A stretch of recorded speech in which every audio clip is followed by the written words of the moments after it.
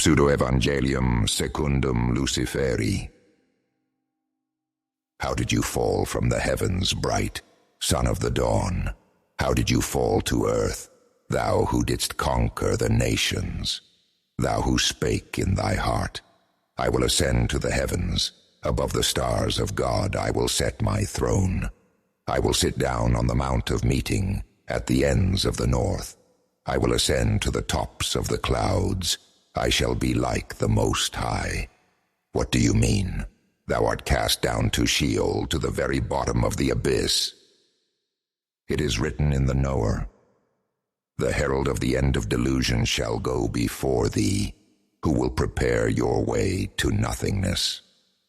Inner whispers are heard. Prepare the way for the anti-God, the archman. Reject false hope. The godless one appeared in the wilderness preaching a rite of liberation from guilt and eternal fear. The whole of Dawn and the inhabitants of Aelia Capitolina began to flock to him, and they underwent the mysterious rite of ridding themselves of instilled guilt. The godless one taught thus: The anti-God is coming. He will bring sinful enlightenment and carnal wisdom. He will teach you to stop fearing hellfire. He will give you the spirit of rebellion, pride, and unbelief. He will give you the joy of being truly animal and superhuman. Here comes the Archman. I must die so that he can arise in each of you, each day more and more, becoming you. At this time, the anti-God, the light-bearer from the sunrise, arrived and had the godless one put his hands on him. As the herald touched him, the son of dawn, as if in a vision, saw the heavens burning and an evil spirit demon descending upon him. All those present seemed to hear a voice. I am. Flesh and blood has prevailed. Soon the evil spirit possessed him, and in a vision carried him away into nothingness. For many days he had delirious visions. He saw around him worshippers of superstition, resembling wild beasts and as if angel demons falling from the heavens. He saw a garden with a tree in the middle. He saw the ancient serpent and two people standing in front of the serpent.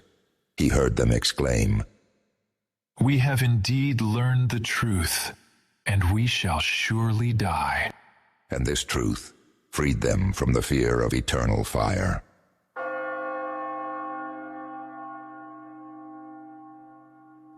Then Lightbearer went with his followers to the shore of the dark sea. A great crowd from dawn followed him. Likewise, large crowds of people streamed to him from many other lands, for the news of the strange signs he had performed had reached them. For by the sinful power of his teaching, many transformations were effected. And so all those suffering from the fear of damnation, still plunged in the darkness of superstition, still unaware that the true, ungodly power was within themselves, flocked to him. And when they saw him possessed by the demons of blind faith, in a flash of consciousness and awakening of reason, they fell before him in the dust, shouting, Thou art Lucifer himself, son of dawn. But he bade them sternly not yet reveal who he was. Then he ascended a barren hill and summoned to himself those whom he wanted, and they came to him. He summoned 13. They were to be with him so that he could send them out later to preach his ungodly teachings. They were to have forbidden knowledge and the power to heal those who wanted to be healed, and to cast out the spirits of ignorance, superstition, and blind faith. So he summoned 13, among them Tertius Decimus, the one who would later carry out his will. The priests of the false god, who came to Aelia Capitolina, spoke of him. This godless man is possessed by the devil. By the power of Satan, he casts out demons. Then he spoke to them. I am he, and I have the power to cast out any demon or angel, according to my will. I have the power to speak with words of blasphemous knowledge to anyone who will listen, and anyone who accepts this knowledge will be transformed for eternity. My sinful mission is to open God's blinders' eyes. Yours, on the other hand, is to poison people's minds and make slaves of yourself.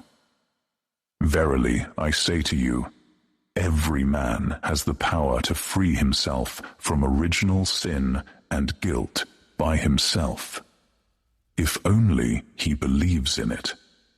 This, in turn, is the greatest sin against your spirit. You are already telling your children that they can do nothing of themselves, that they have inherited someone else's guilt from birth, and death awaits them for it. I spit on your teaching. I despise the vindictive spirit in whom you believe. I am unbelief.